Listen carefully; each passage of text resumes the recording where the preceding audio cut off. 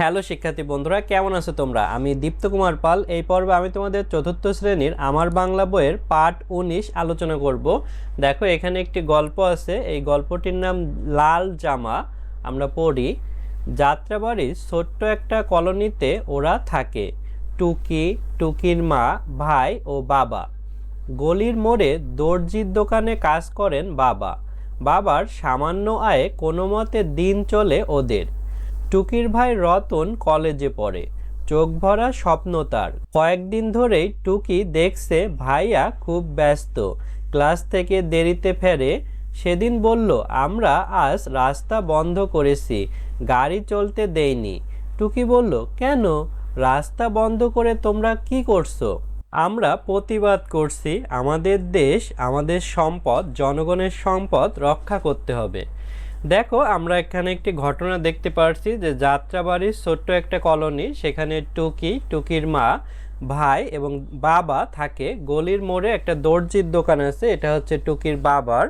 এবং টুকির বাবার আয় সামান্য। টুকির ভাই রতন, সে কলেজে পড়ে, তার চোখে অনেক স্বপ্ন, সে বড় কিছু হবে। কিন্তু টুকি দেখছে ভাই অনেক ব্যস্ত এবং ক্লাস থেকে সে দেরিতে আসে। তার ভাই বলেছিল সে রাস্তা বন্ধ করে, গাড়ি আটকিয়ে দেয়। টুকি বলল, কেন? রাস্তা বন্ধ করবে কেন? তখন তার ভাই বলল, আমরা প্রতিবাদ করছি, আমাদের দেশ, আমাদের সম্পদ, জনগণের সম্পদ রক্ষা করতে হবে। তখন দেখো, কৌতূহলী হয়ে টুকি জিজ্ঞেস করলো, তোমাদের ভয় করে না? ধীর কণ্ঠে ভাইয়া বলল, না, কিসের ভয়? আমরা ভাষা আন্দোলন করেছি, মুক্তিযুদ্ধ করেছি, আমাদের পূর্ব প্রজন্ম আমাদের শক্তি, আমরাও লড়াই করব। টুকি বলল, সাবধান। জানালার পাশে দাঁড়িয়ে টুকি এসব ভাবছিল। বাইরে কালো ধোয়া, গুলির শব্দ, কান বন্ধ হয়ে আসছে ওর। মাকে বলল, মা, আমার ভয় করছে। মাও খুব উদ্বিগ্ন। তিনি বললেন, তোর বাবা ফোন করেছিল, দোকানের ঝাঁপ বন্ধ করে কাজ করছে, বাইরে প্রচণ্ড গুলি হচ্ছে। উৎকণ্ঠিত হয়ে মা বললেন, রতনকে নিয়ে আর পারি না, ওকে ফোনে পাচ্ছি না। তাহলে দেখো, এখানে টুকি কৌতূহলী হয়ে গেছে। দীর্ঘকণ্ঠে ভাইয়া বলেছে তার ভয় করে না, কারণ আমরা 1952 সালে ভাষা আন্দোলন করেছি, 1971 সালে মুক্তিযুদ্ধ করেছি। আমাদের পূর্ব প্রজন্ম আমাদের শিখিয়েছে কীভাবে আন্দোলন করতে হয় এবং দাবি আদায় করতে হয়। টুকি বলল, সাবধান কিন্তু। তো জানালার পাশে উকি দিল টুকি এবং বাইরে কালো ধোঁয়া, গুলি করছে, গুলির শব্দ হচ্ছে, এতে কান ধরে যাচ্ছে। টুকির কিছুটা ভয় করছিল, সে তার মাকে সেটা জানালো এবং তার মা বলল, বাবাকে ফোন করেছি, বাবার দোকানের ঝাঁপ বন্ধ করে কাজ করছে। এবং তার মা একটু উৎকণ্ঠিত, কারণ তার ভাই রতনকে ফোনে পাচ্ছিল না। তারপরে দেখো, মায়ের মুখে চিন্তার ছাপ। ঢকঢক করে এক গ্লাস পানি খেলেন তিনি। টুকি বলল, বাবাকে এখনই চলে আসতে বলো। মা বললেন, তোর লাল জামাটার কাজ প্রায় শেষ, নিয়েই চলে আসবেন। টুকির মনে শঙ্কা, বাবা ও ভাইয়ের জন্য ওর মনটা কেমন গুমড়ে উঠল। একটা লাল জামার শখ ওর। বাবা খুব সুন্দর করে নকশা করেছেন, কিন্তু এখন আর জামা চায় না সে। ওর বুক টিপ টিপ করছে। মাকে বলল, বাবাকে আবার ফোন দাও। ফোন কানে নিয়ে মা অপেক্ষা করলেন, কাউকেই পেলেন না। তারপর দেখো, টুকি কিন্তু ভয় পাচ্ছে। তার মাকে বলল বাবাকে ফোন দিয়ে আসতে। মা বলল যে তোর লাল জামার কাজ প্রায় শেষ, একটু পরে নিয়ে আসবে। টুকির শঙ্কা হচ্ছিল, তা বাবা এবং ভাইয়ের জন্য তার মন কেমন করছিল। একটা লাল জামার শখ ওর। বাবা খুব নকশা করেন জামায়, তো জামা সেলাই করছিল। তো টুকি মাকে বলল যে আবার বাবাকে ফোন দাও, ফোন করে বাবাকে আবার আসতে বলো দ্রুত। তো দেখো, এখানে আমরা দেখতে পাচ্ছি এই মেয়েটি দাঁড়িয়ে আছে, উপরে হেলিকপ্টার। তো ভয়ঙ্কর শব্দ করে আকাশে চক্কর দিচ্ছে হেলিকপ্টার। পাশের বাসা থেকে রানু চাচির গলা শোনা যাচ্ছে, চিৎকার করে বলছেন, ও আল্লাহ, রহম করো, সবাই সাবধান, হেলিকপ্টার থেকে গুলি করছে। টুকি জানালার পাশ থেকে সরে দাঁড়ালো। আকাশ জুড়ে কালো মেঘের মতো ধোঁয়া, ঘরের ভেতর ঢুকে পড়েছে টিয়ার গ্যাসের গন্ধ। তাহলে দেখো, পাশে চাচি চিৎকার করছিল যে হেলিকপ্টার থেকে গুলি করছে এবং যে টিয়ার গ্যাসের গন্ধ সেটা ঘরের ভিতর চলে আসছিল। বাইরে প্রচণ্ড শোরগোল, গলির মোড় থেকে সবাই ছুটে পালাচ্ছে, পাশের বস্তিতে আগুন জ্বলছে। তারপর দেখো এখানে টুকিদের দরজায় শব্দ হলো, মা দরজা খুললেন। পেছনে টুকি, মা চিৎকার করে উঠলেন, কি হয়েছে? ভিড়ের ভেতর থেকে কে যেন বলল, গুলি লেগেছে। টুকি উকি দিয়ে দেখলো রক্তে ভিজে গেছে রতনের সাদা শার্ট। দেখতে পেল ভায়ার নিথর শরীর। ঝাপসা হয়ে এলো টুকির চোখ, টুপ টুপ করে ঝরে পড়ছে পানি।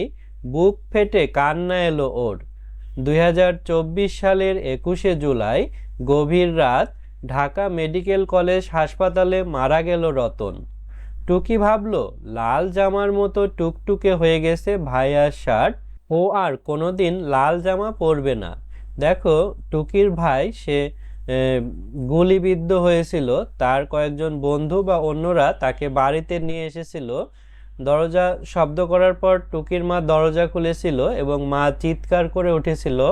টুকিও দেখলো তার ভাইয়ের নিথর শরীর, ভাইয়ের যে সাদা শার্ট সেটা রক্তে লাল হয়ে গিয়েছে এবং তখন টুকির চোখ থেকে পানি পড়ছিল টুপ টুপ করে এবং বুক ফেটে কান্না এলো ওর। এটি হচ্ছে 2024 সালের ঘটনা, যখন জুলাই বিপ্লব হয়েছিল 21শে জুলাই গভীর রাতে। তখন ঢাকা মেডিকেলে নিয়ে যাওয়া হয়েছিল টুকির ভাই রতনকে। সেখানে টুকির ভাই মারা গিয়েছিল, তো টুকির ভাইয়ের জামা লাল হয়ে গিয়েছিল ভিজে, তো সেখান থেকে টুকি আর কখনো লাল জামা পরেনি। তো দেখো এখানে আমরা অর্থ জেনে নেই। উৎকণ্ঠিত মানে চিন্তিত বা ব্যাকুল হয়ে, উদ্বিগ্ন মানে শঙ্কিত বা দুশ্চিন্তাগ্রস্ত, কৌতূহলী মানে আগ্রহী, চক্কর মানে চক্রাকারে ঘোরা, ব্যস্ত মানে জড়িত বা নিযুক্ত, রহম মানে দোয়া, শঙ্কা মানে ভয় বা ভীতি, শোরগোল মানে হইচই। তারপরে সম্পদ মানে সম্পত্তি। তারপর দেখো অনুশীলনী, এখানে একে আছে নিচের প্রশ্নগুলোর উত্তর বলি ও লিখি। এখানে দেখো 6টি প্রশ্ন আছে, এই প্রশ্নগুলোর উত্তর এখন আমরা দেব। ক, টুকি ও তার পরিবার কোথায় বাস করে? উত্তর, টুকি ও তার পরিবার যাত্রাবাড়ির ছোট্ট একটি কলোনিতে বাস করে। খ, রতন কিসের জন্য আন্দোলন করছিল? উত্তর, রতন দেশ ও জনগণের সম্পদ রক্ষা করার জন্য আন্দোলন করে। সে অন্যায়ের বিরুদ্ধে প্রতিবাদী এক তরুণ। টুকি যখন তাকে জিজ্ঞেস করে যে তারা রাস্তা বন্ধ করে কি করছে, তখন রতন উত্তর দেয়, আমরা প্রতিবাদ করছি, আমাদের দেশ, আমাদের সম্পদ, জনগণের সম্পদ রক্ষা করতে হবে। গ, বাবার কি নিয়ে বাড়ি ফেরার কথা ছিল? উত্তর, টুকির একটা লাল জামার শখ ছিল। ওর বাবা দর্জির দোকানে কাজ করে। টুকির জন্য তিনি লাল জামাটা বানিয়েছিলেন। কাজ প্রায় শেষের দিকে। টুকির বাবার টুকির জন্য এই নকশা করা লাল জামা নিয়ে বাড়ি ফেরার কথা ছিল। ঘ, মায়ের মুখে চিন্তার ছাপ কেন? উত্তর, রতনকে ফোনে না পেয়ে মায়ের মুখে চিন্তার ছাপ ফুটে ওঠে। আন্দোলনের কারণে বাইরে প্রচণ্ড গুলির শব্দ হচ্ছিল এবং রতনের কোনো খোঁজ পাওয়া যাচ্ছিল না। রতনকে ফোনেও পাওয়া যাচ্ছিল না বলে মা খুব উদ্বিগ্ন হয়ে পড়েন। তার মুখে চিন্তার ছাপ ফুটে ওঠে। উমো, টুকি আর কোনোদিন লাল জামা পরবে না কেন? উত্তর, টুকির একটি লাল জামার খুব শখ ছিল। তখন রতন আন্দোলনে গিয়ে গুলিতে আহত হয়। রক্তাক্ত অবস্থায় তাকে বাড়িতে আনা হয়। তখন টুকি দেখতে পায় তার ভাইয়ের সাদা শার্টটি রক্তে ভিজে একদম টুকটুকে লাল হয়ে গেছে। পরে ঢাকা মেডিকেল কলেজ হাসপাতালে রতন মারা যায়। ভাইয়ের সেই রক্ত ভেজা লাল শার্টের স্মৃতি টুকির মনে গেঁথে যায় যে সেই থেকে সে ঠিক করে সে আর কোনোদিন লাল জামা পরবে না। চ, আমাদের পূর্ব প্রজন্ম আমাদের শক্তি, রতন কেন একথা বলেছিল? উত্তর, রতন যখন আন্দোলনে অংশ নিচ্ছিল তখন টুকি তাকে জিজ্ঞেস করেছিল তার ভয় করে কিনা। রতন জানায় তার ভয় করে না, কারণ এদেশের বীর সন্তানরা ভাষার মর্যাদা রক্ষার জন্য আন্দোলন করেছেন। বীর সন্তানরা মুক্তিযুদ্ধ করে দেশ স্বাধীন করেছেন। তারা আমাদের পূর্ব প্রজন্ম, তাদের সেই অদম্য সাহস ও আত্মত্যাগই নতুন প্রজন্মের জন্য সাহস ও শক্তি। দেখো তারপরে পরের পৃষ্ঠায় 2 আছে যুক্ত বর্ণগুলো ভেঙে দেখা এবং নতুন শব্দ তৈরি করি। দেখো এখানে একটি শব্দ ছোট্ট, এখানে টয় টয়, ট যোগ ট, এখানে 2টা শব্দ অট্টালিকা, হট্টগোল। তারপরে দেখো এখানে আছে বন্ধ, দন্তের নয় ধয়, দন্তের ন যোগ ধ, গন্ধ, বন্ধু। তারপরে দেখো এখানে আছে রক্ষা যুক্ত খ, ক মূর্ধন্য স, ক্ষমা, ক্ষুদ্র। প্রচণ্ড, মধ্যের নয় ডয়, মধ্যের ন যোগ ড, কাণ্ড, খণ্ড। তারপর 3 আছে শব্দ বেছে নিয়ে খালি জায়গায় লিখি। এখানে দেখো বক্সে কিছু শব্দ আছে, যেমন শক্তি, ব্যস্ত, সাবধানে, কৌতূহলী, স্বপ্ন। তো কতে লিখেছি সাবধানে, পথ চলতে হবে। খ, সুমন কাজে ব্যস্ত হয়ে পড়েছে। গ, আমি মা বাবার স্বপ্ন পূরণ করব। ঘ, পুষ্টিকর খাবার খেলে গায়ের শক্তি বাড়ে। উম, গল্পটি তাকে কৌতূহলী করে তুলল। তারপর দেখো 4 আছে নিচের এলোমেলো শব্দ সাজিয়ে বাক্য লিখি। যেমন কলেজে, টুকির, পড়ে, ভাই। তো এগুলো সাজিয়ে লিখেছি টুকির ভাই কলেজে পড়ে। ফেটে, এলো, বুক, কান্না, ওর। এখানে ওর বুক ফেটে কান্না এলো। আমাদের জাতীয় পাখি দোয়েল, আমার লাল জামা খুব পছন্দ, বাংলাদেশের রাজধানী ঢাকা। তারপর দেখো এখানে 5 আছে শুনে লিখি। তো এখানে নয়ন 4র্থ শ্রেণীর শিক্ষার্থী, সে বই পড়তে খুব ভালোবাসে। পাঠ্য বইয়ের পাশাপাশি তার গল্পের বই পড়তে ভীষণ ভালো লাগে। গত বছর বইমেলা থেকে সে বেশ কয়েকটি বই কিনেছে। রূপকথা, কল্পবিজ্ঞান আর ধাঁধার বইগুলো নয়নকে খুব আনন্দ দেয়। অর্থাৎ এগুলো শিক্ষক বলবে এবং তুমি শুনবে, সাথে সাথে লিখবে, এটি বলছে। তারপর দেখো 6 বলছে বাক্যের পাশে সঠিক বিরামচিহ্ন বসিয়ে পুনরায় খাতায় লিখি। তো আজ সকালে রিনার মা বললেন, তো এখানে কমা, তারপরে উপরে এই কমা হবে, উপরের কমা, রিনা, তারপর কমা, স্কুলে যেতে দেরি করছো কেন, এটা প্রশ্নবোধক চিহ্ন এবং উপরের কমা। রিনা বলল, তারপরে কমা, না মা, তারপরে এই যে কমা এবং উপরের কমা, আমি তো প্রস্তুত, তারই, তারপরে উপরের কমা। অর্থাৎ এই কমা এবং এই কমা শেষ হয়েছে, এক্ষেত্রেও এই কমা আর এই কমা শেষ হয়েছে। সে স্কুলের পথে রওনা হলো, দাড়ি, পথে গিয়ে দেখলো, কমা, পাখিরা কিচিরমিচির করছে, কমা, সূর্য হাসছে, কমা, গাছের ফুল ফুটেছে, দাড়ি। তারপরে নতুন বাক্য, রিনা বলল, এখানে কমা এবং উপরের কমা, আহা আশ্চর্যসূচক চিহ্ন, কি সুন্দর সকাল, আশ্চর্যসূচক চিহ্ন এবং উপরের কমা। অর্থাৎ এখানে শুরু হয়েছে, এখানে শেষ হয়েছে, আহা কি সুন্দর সকাল।